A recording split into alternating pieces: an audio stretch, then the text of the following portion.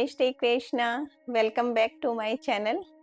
आज एक सवाल आया है कि क्या सपनों का कोई इफेक्ट हमारे जीवन पर होता है? सपने सच होते हैं या नहीं होते?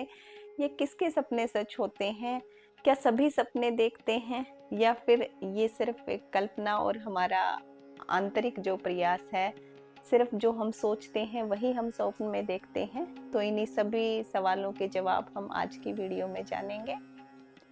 सबसे पहले, सपने देखना सही है या नहीं? देखिए, सपने देखना बिल्कुल सही है और जो सपने हम देखते हैं कभी न कभी वो सत्य भी साबित होते हैं। तो सपने अवश्य देखने चाहिए। जब हम सपने देखेंगे तो हम उन ऊंचाइयों को प्राप्त भी करेंगे जो हम कल्पनाओं में सोचते हैं। और कौन से सपने सही होते हैं या ब्रह्म मुहूर्त के सपनों की बात होती है, तो हर वो सपना जो आपके विश्वास से निकल कर आया है वो सच हो सकता है। और सामान्य जन के लिए सपने का कोई ज़्यादा महत्व भी नहीं होता। हमें बहुत अधिक ऐसा भी ध्यान नहीं देना चाहिए कि कई बार कोई बुरा सपना आ गया तो उसको मन में धारण कर लें कि बस उसके कारण शंका पैदा कर ले, तो इससे वो घटना घटित होगी तो परेशानी हो सकती है। सपनों को आप सिर्फ कल्पना मात्र तक मान कर चलें। कछु ना करे कछु होत है, कछु करे न कछु होए। सोवत सोवत जागे ज्ञानी और जागत जागत सोए अज्ञानी। ये कहा जाता है कि कछु ना करे कछु होत है। जब हम कुछ भी नहीं कर रहे तब भी कुछ न कुछ होता रहता है, यानी क्रिया चलती रहती है। ये बात आती है सपने की। जब हम निद्रा में होते हैं तब हम सामान्यतः कुछ नहीं कर रहे होते, पर हमारा अवचेतन मन जो है वो निरंतर क्रियारत है।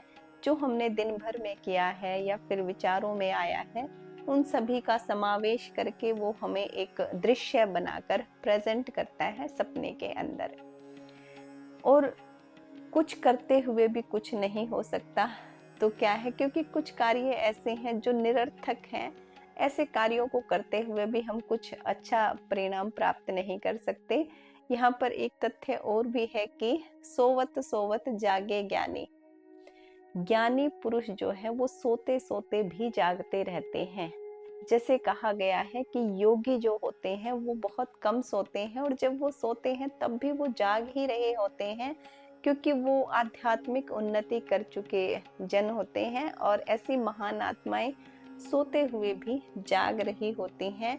उनका आभा मंडल और उनका जो अपना तेज और प्रकाश है वो इतना अधिक विकसित हो चुका होता है कि जब वो सोते हैं तो वो ऐसी निद्रा में है जहाँ से वो जागते से प्रतीत होते हैं। उन्हें अपने स्वप्न भी याद भी रहते हैं और ऐसा होता है कि जैसे स्वप्न के अंदर ही उन्होंने जो भी दृश्य देखे हैं वो घटित होते हैं। बाकी जो सामान्य जन है जो सोते जागते जागते भी सोते हैं, वो ऐसे जन होते हैं जो निरर्थक क्रियाएं करते हैं। ऐसे बुद्धि से सोए हुए लोग होते हैं। अब कुछ लोग हम देखते हैं कि सिर्फ मतलब इस तरह के कार्यों में लीन हैं जिनका कोई सार्थक परिणाम निकल कर ही नहीं आ रहा।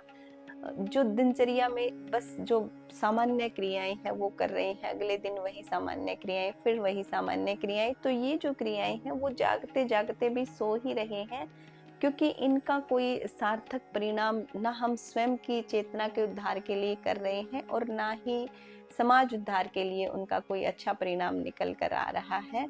तो हमें ऐसा कार्य करना है कि सोते सोते भी हम जागें, अर्थात जाग जाएं।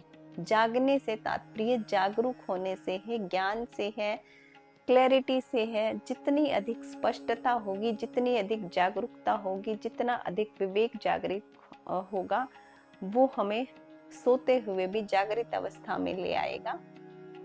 और किनके सपनों के बारे में बहुत अधिक विचार नहीं करना चाहिए। ये वो लोग होते हैं जैसे जो हमारे दिनचर्या के सपने जो हम सोचते हुए सो जाते हैं वही ज्यादातर सपने में आता है। तो ऐसे व्यर्थ सपनों की हमें ना तो बहुत अधिक खुशी मनानी चाहिए और ना बहुत अधिक चिंता करनी चाहिए।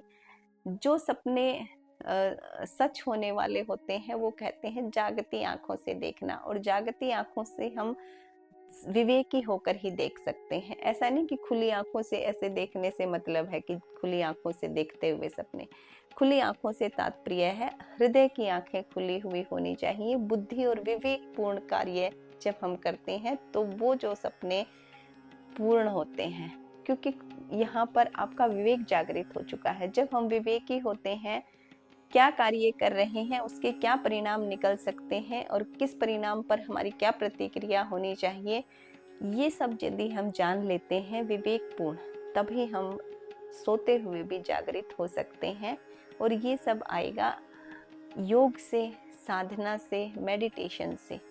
जितना अधिक हम मेडिटेशन करेंगे उतना उतना हम अपने जीवन को सुचारू रूप से भी चला पाएंगे और साथ साथ में आध्यात्मिक स्तर पर भी ऊंचा उठ पाएंगे।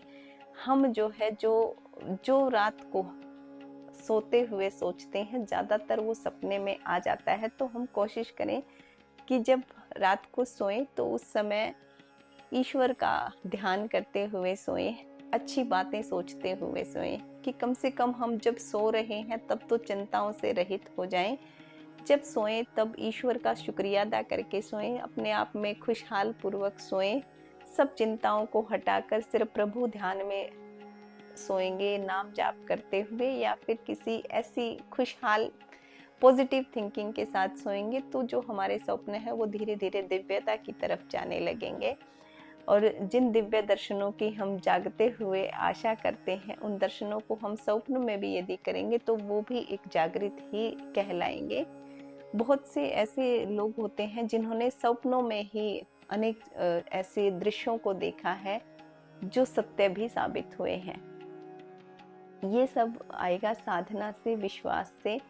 तो सपने जो हैं वो सच हो सकते हैं, पर सपने सच करने के लिए हमें कर्म करना पड़ता है। और कर्म यदि हम एक लगातार कंसिस्टेंसी के साथ अनुशासित होकर करेंगे तो सपने भी सच होंगे। और सपने देखने चाहिए, खुली आंखों से सपने देखिए।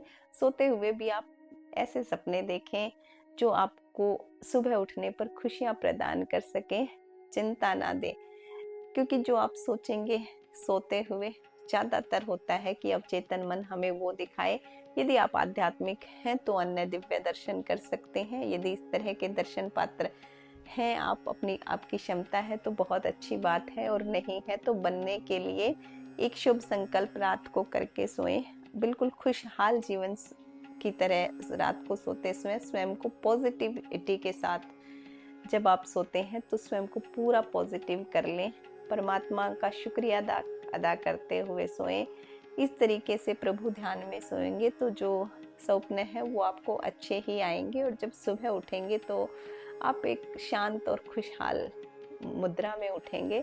इस तरीके से अपने पूरे जीवन को खुशहाल बना लें। सपनों को भी साकार करें, आप खूब उन्नति करें। आध्यात्मिक उन्नति भी साथ साथ होती रहे तो मनुष्य जीवन श्रेष्ठ कहलाता है और ये साकार हो जाएगा।